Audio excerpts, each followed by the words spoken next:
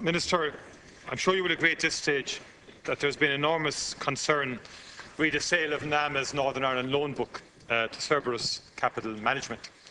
And this was raised last week in the Dáil by Deputy Mick Wallace, who raised serious concerns and made serious allegations.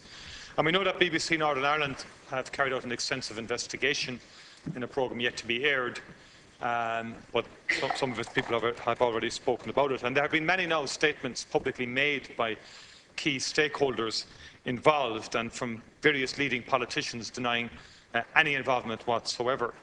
And I am minded by the remarks that Minister Michael Noonan made to the Dáil to the Oireachtas Finance Committee back in April 2014, when he asked the agency to conduct a review with a view to accelerating the sale of its loan book and bundling them together. And he said, I've asked NAM if they have any suggestions on how we could work that, and would it be possible to use it as a break on the market. And what he meant by that was, I've asked, what would the consequences be of, at the end of 2015, taking the whole residual NAMA book and doing what IBRC did to their residual book, selling it off in a 6-month period. Now, one might now argue that one of the consequences is the kind of deal that was done with Project Eagle, where the entire Northern Ireland property portfolio of NAM was put into one bundle and sold at a loss, I think, of around 200 million to NAMA and a discount of about 72%. And what we know now is essentially that 7 million ended up in an Isle of Man bank account. That's not actually contested.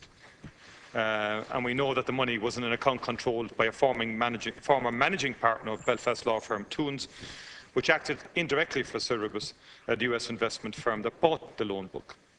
We know that PIMCO, another large US firm, declined to and withdrew from a tender process for the same loan book, citing concerns about an unsolicited approach from a number of individuals. And they notified NAMA about this unsolicited attention, and indeed, as part of its own due diligence process, pulled out as a result of the concerns that it had. And NAMA confirmed this, and has confirmed, that PIMCO's compliance staff discovered that PIMCO's proposed fee arrangement with US law firm Brown Ruddock also included the payment of fees to Toons and to a former external member of NAMA's Northern Ireland Advisory Committee. Now, this is all out in the public domain. And I'm not naming any names here, but simply saying this. Toons are now saying that the former partner diverted the professional fees into an account without the knowledge of the other partners. Now, suffice to say, Minister, that this is very, very serious and profound stuff that go to the very heart of whether a proper deal was done for the taxpayer or on behalf of the taxpayer or not.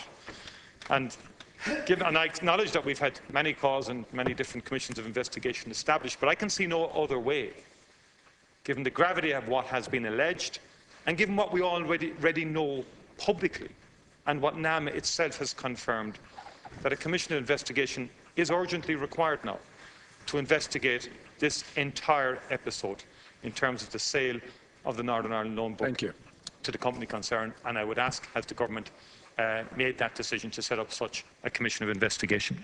Thank you, Deputy. Well, thanks very much. I'd like to thank the Deputy for his question. First of all, I think it's important to say that NAMA has a very clear public mandate to deliver best value. And in that role, it is very actively overseen by the Oireachtas. There is an embedded member of the Controller and Auditor General's office, works with NAMA. They conduct regular audits and they come to the PAC on a quarterly basis with information. And I understand NAMA will be before the PAC this Thursday, and there will be an opportunity for members of that important committee of the House to question NAMA in respect of the way in which it manages its affairs. I think the issues that have been raised and are a cause of public concern regarding the destination of a fee is an entirely different matter. And as far as they bear on NAMA, I think it's important to understand the way in which NAMA dealt with this. NAMA did very clearly, when it heard there was interest in the loan book, it insisted there would be a competitive process. One of those companies, as you know, was PIMCO, who was part of that competitive process. It indicated that its compliance staff had uncovered a proposed fee arrangement. And when this came to NAMA's, the attention of NAMA, they decided that if PIMCO did not withdraw from the sale, NAMA could not permit them to remain in the sales process. And on foot of that, PIMCO did withdraw from the sale. NAMA also, I understand, sought assurances in respect of the successful bidder in this project that there was no such arrangement in place, and received such assurances. So from the context of the way in which NAMA discharged its business, I think it has discharged its business in a very thorough way. But obviously, the issues that the Deputy raises in respect of the decisions that NAMA board made as to whether to sell loans individually or in a bundle, they are a legitimate matter for a question at the PAC. But I would point out that the representative of the Auditor General would have been across that decision at all stages, would have been involved in the audit of that decision as it was made. So this this information is available to the Controller and Auditor General as to how they conducted their business, and would be available to the PAC. So NAMA will be before the committee on Thursday, I understand. I don't think that's a satisfactory answer in any shape or form, Minister. This isn't about a routine appearance before the Public Accounts Committee, nor is it something that is the subject matter of routine audit. And the timeline is very important. I mean, the fee arrangement that you are mentioning, which necessitated the withdrawal of PIMCO, which PIMCO brought to the attention of NAMA, by the way. No auditor or no one else discovered that, but PIMCO went to NAMA and said, our compliance people are very concerned about the unsolicited approaches, the nature of those approaches, the nature of the free arrangements. But within a month, it sold on to another major investment company to service, apparently with the similar fee arrangement process in place, and with the diversion of up to 7 million into an Isle of Man bank account. Now, I mean, it's obvious, it's glaringly obvious, that this demands a very serious, independent, objective inquiry with compellability into the specifics of this issue. Very serious allegations have been made in terms of what transpired. There are many more unanswered questions. It is entirely unsatisfactory. It's the largest property sale ever on the island of Ireland. We're talking about 850 properties being bundled together, a lot of intermediaries, a person operating allegedly in a discreet office within the Tuin solicitor firm's building, and people who served on the Northern Ireland Advisory Committee of NAMA being involved in this situation.